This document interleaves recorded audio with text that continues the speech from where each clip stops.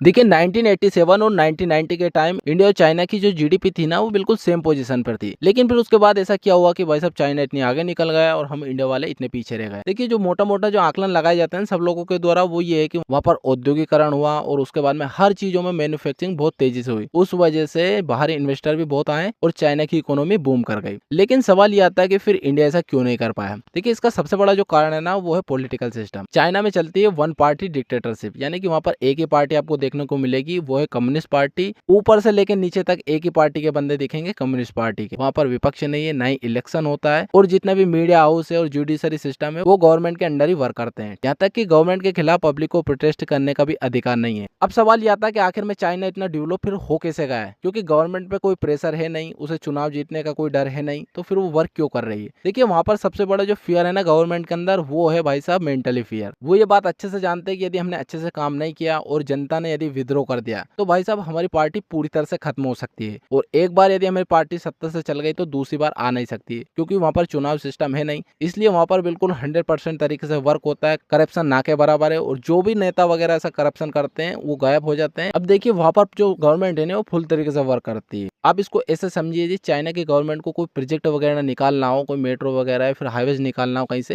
तो जैसे ही मंजूरी मिलेगी उसके बाद में जमीन अधिग्रहण का काम स्टार्ट होगा और प्रोजेक्ट चालू हो जाएगा। वहीं इंडिया में चलता है डेमोक्रेसी यानी लोकतांत्रिक प्रणाली। जनता के द्वारा नेताजी को चुना जाता है, उसके बाद में नेताजी जनता के लिए वर्क करते हैं। और हमारे देश में हर 3 महीने में कोई ना कोई इलेक्शन आता रहता है, इसलिए जो नेताजी होते हैं ना वो ज्यादातर टाइम अपना रैलियों में निकालते हैं। कैसे अपने पार्टी को इलेक्शन जिताना है, कैसे वोटों को खरीदना है, इसमें उनका ज्यादातर ध्यान रहता है, ना कि उन कामों में जिससे देश की तरक्की हो सके। नेताजी को जब इलेक्शन से फुर्सत मिल भी जाती है तो उसके बाद में जैसे कोई प्रोजेक्ट निकलेगा और जमीन अधिग्रहण का काम स्टार्ट होगा तो वहां पर प्रोटेस्ट स्टार्ट हो जाएगा जिन लोगों की जमीन उस प्रोजेक्ट वगैरह में गई हो। उसके बाद में जैसे पेड़ कटेंगे तो पर्यावरण बचाओ आंदोलन स्टार्ट हो जाएगा। उसके बाद में विपक्ष आवाज उठाएगा और ये मामला पहुंच जाएगा सुप्रीम कोर्ट में। और आप जानते हो हमारी जुडिशरी सिस्टम कितना फास्ट है, कई दशक बीत जाते हैं किसी फैसले को सुनाने में। और इसी तरह यदि किसी व्यक्ति को कंपनी या फैक्ट्री लगानी हो चाइना में तो भाई साहब वहां पर है ना सिंगल विंडो सिस्टम चलता है। एक क्लिक में पूरा अप्रूवल हो जाता है। वहां पर किसी भी दफ्तरों के चक्कर काटने की जरूरत नहीं है। लेकिन ये काम यदि इंडिया में करना होगा तो भाई साहब कई सरकारी दफ्तरों के चक्कर काटने होंगे, हर एक दफ्तर में पैसे देने होंगे